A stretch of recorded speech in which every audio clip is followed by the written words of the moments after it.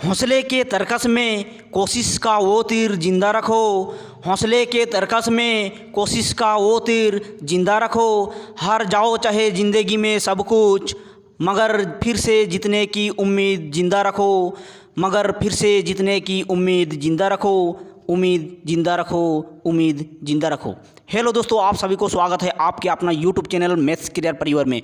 दोस्तों आज हम लोग जनरल साइंस का पार्ट 9 देखने वाले हैं। इससे पहले यदि आप पार्ट 1 से 8 तक नहीं देखे हैं तो नीचे डिस्क्रिप्शन में लिंक है, आप सभी वहां से देख सकते हैं।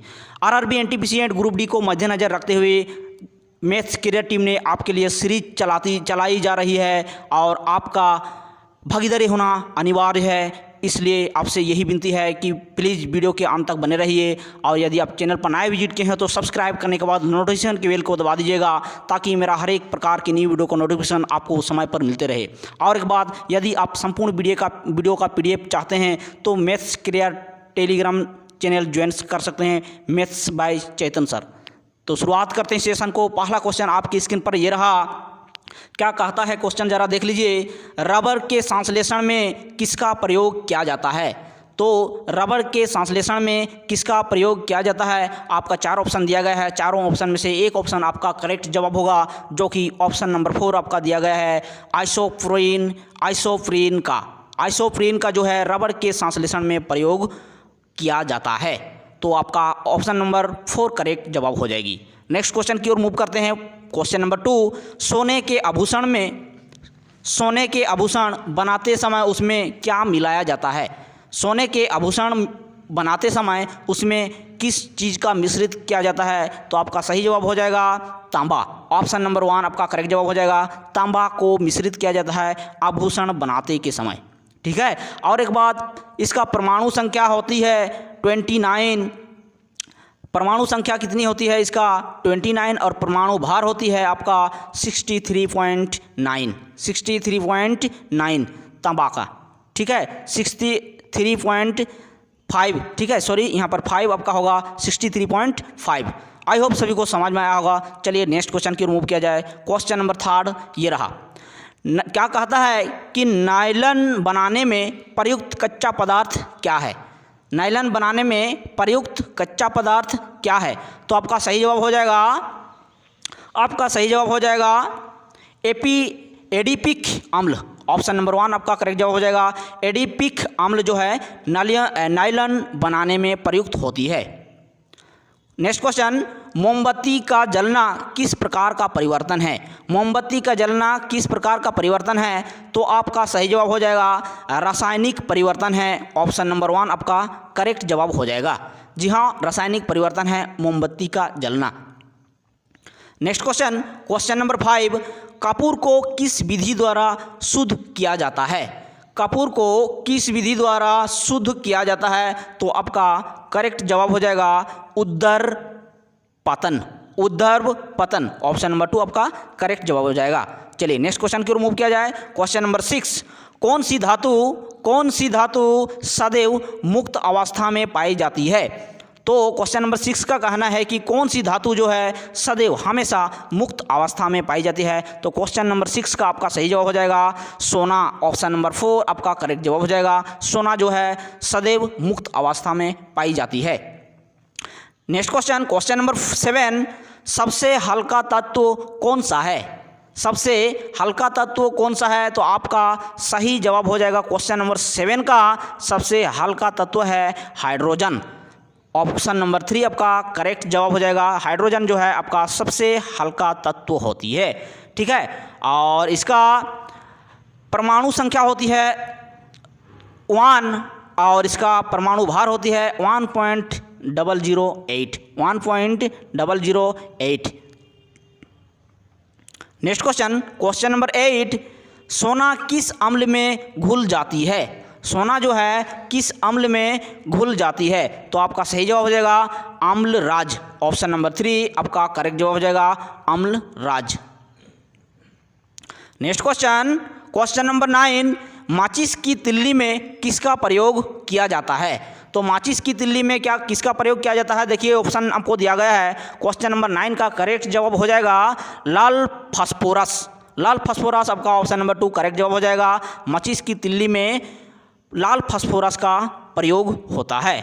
ठीक है, और इसका घनत्व 2.5 होती है और क्वथनांक देखिए घनत्व आपका 2.5 और क्वथनांक की बात किया जाए तो आपका 582 होती है क्वथनांक। ठीक है, और इसका रासायनिक चिन्ह है पी। क्या है? पी। ठीक है, चलिए नेक्स्ट क्वेश्चन की ओर मूव किया जाए। क्वेश्चन नंबर 10, लार में पाया जाने वाला एंजाइम जो कि स्टार्च को ग्लूकोज में परिवर्तन करती है वो कौन है? तो आपका सही जवाब होगा क्वेश्चन नंबर 10 का टाइलिन एंजाइम। ऑप्शन नंबर 3 आपका करेक्ट जवाब हो जाएगा। टाइलिन एंजाइम जो है लार में मौजूद एंजाइम है। ठीक है, और इसका जो है आपका 98% जल पाई जाती है। 98% क्या पाई जाती है? जल पाई जाती है। ठीक है, इसके अलावा देखिए 2% आपका म्यूसिन पाई जाती है। 2% क्या पाई जाती है? तो आप कहेंगे म्यूसिन पाई जाती है, mucin. Next question, question number 11, petrol में विषैला मिश्रित पदार्थ कौन सा है? जी हाँ, पेट्रोल में विषैला मिश्रित पदार्थ कौन सी है? आपका क्वेश्चन नंबर 11 का करेक्ट जवाब हो जाएगा टेट्रा एथिलीड, टेट्रा एथिलेड। ऑप्शन नंबर 2 आपका करेक्ट जवाब हो जाएगा टेट्रा एथिलेड। इसका संक्षिप्त है TEL, TEL इसका संक्षिप्त रूप है। ठीक है, और इसका सूत्र की यदि बात किया जाए तो आपका CHOLSH2 इसका रासायनिक सूत्र होती है। नेक्स्ट क्वेश्चन, क्वेश्चन नंबर 12, शुष्क धुलाई के काम आते हैं। 4 ऑप्शन आपको दिया गया है। 4 ऑप्शन में से आपका सही जवाब क्या हो जाएगा? फटाफट कमेंट करें। शुष्क धुलाई में कौन सा ऑप्शन जो है आपका करेक्ट जवाब होगा? काम आता है। तो आपका 12 नंबर क्वेश्चन का सही जवाब होगा बेंजीन। ऑप्शन नंबर 1 आपका करेक्ट जवाब होगा। और इसका अणु सूत्र होती है, बेंजीन का अणु सूत्र क्या होती है? तो आप बताएंगे यहाँ पर 6C6H6, C6 और H6, और इसका अणु जो है 6 कार्बन परमाणु से मिलकर बना होता है। 6 कार्बन परमाणु से मिलकर बना होता है। नेक्स्ट क्वेश्चन, क्वेश्चन नंबर 13, सबसे अधिक संख्या में किस तत्व के यौगिक हैं? तो सबसे अधिक संख्या में किस तत्व की यौगिक है? तो आप देखेंगे ऑप्शन नंबर 1 कार्बन के सबसे अधिक तत्व होती है।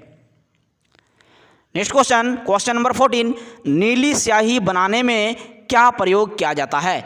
तो नीली स्याही बनाने में आपका क्या प्रयोग किया जाता है? Ferrous sulphate. ऑप्शन नंबर 1 आपका करेक्ट जवाब हो जाएगा। फेरस सल्फेट को नीली स्याही में बनाने में प्रयोग किया जाता है, और इसका सूत्र होता है आपका FeSO4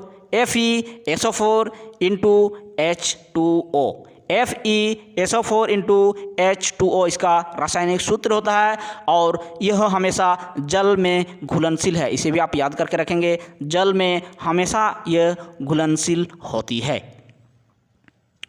next question, question number 15, अस्थायी कौन है?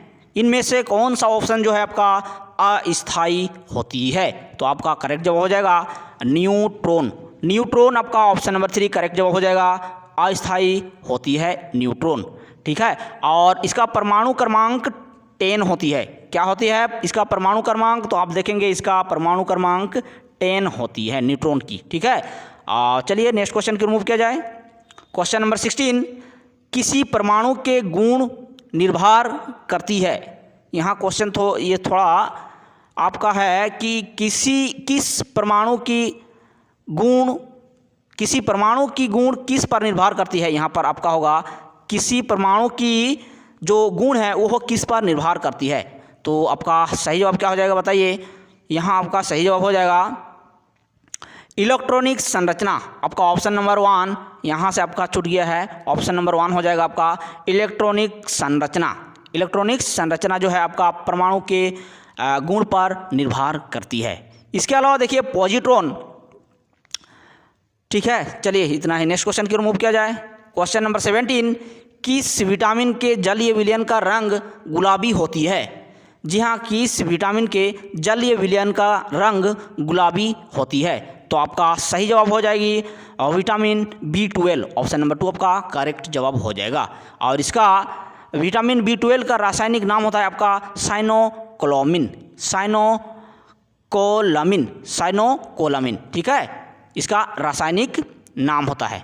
इसके अलावा B12 में कोबाल्ट पाया जाता है, इसे भी आप याद करके रखेंगे। क्या पाया जाता है? तो कोबाल्ट पाया जाता है। ये अक्सर एग्जाम में पूछते रखते हैं, ठीक है, आते जाते रहते हैं ये क्वेश्चन, इसलिए आपको यह नज़र देना है। विटामिन B12 का जो है इसमें आपको कोबाल्ट मिलती है।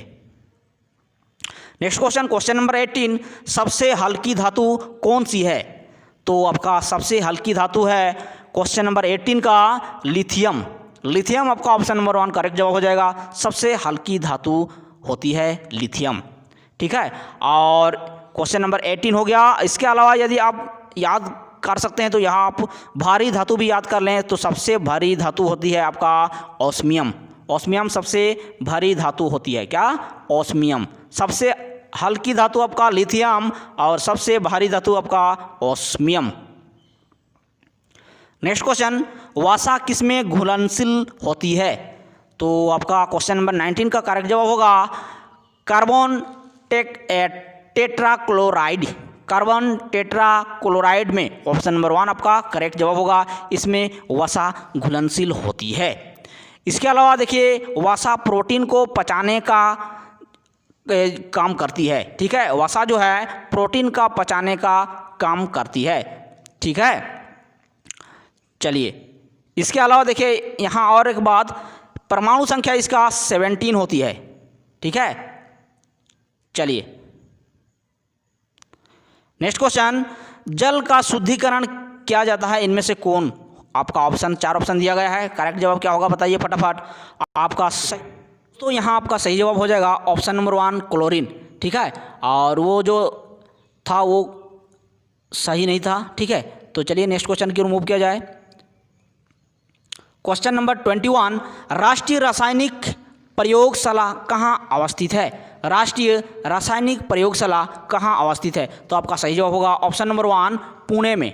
जी हाँ, पुणे में स्थित है राष्ट्रीय रासायनिक प्रयोगशाला, जो आपका महाराष्ट्र के अंतर्गत आती है, ठीक है। नेक्स्ट क्वेश्चन नंबर 22, फ्रियन का रासायनिक सूत्र क्या है? तो आपका करेक्ट जवाब होगा क्लोरोफ्लोरोकार्बन। ऑप्शन नंबर 3 आपका करेक्ट जवाब हो जाएगा, ठीक है।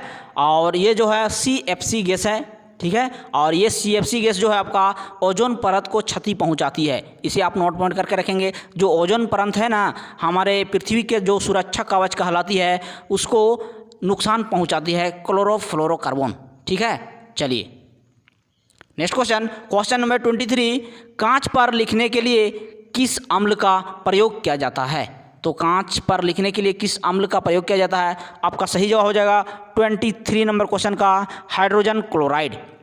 जी हाँ, हाइड्रोजन क्लोराइड अम्ल का प्रयोग किया जाता है। आपका ऑप्शन नंबर 1 करेक्ट जवाब हो जाएगा। और इसका सूत्र होता है आपका HCl2। नेक्स्ट क्वेश्चन, समुद्री जल से नमक किस विधि द्वारा तैयार किया जाता है? तो आपका सही जवाब होगा ऑप्शन नंबर 1 वाष्पीकरण।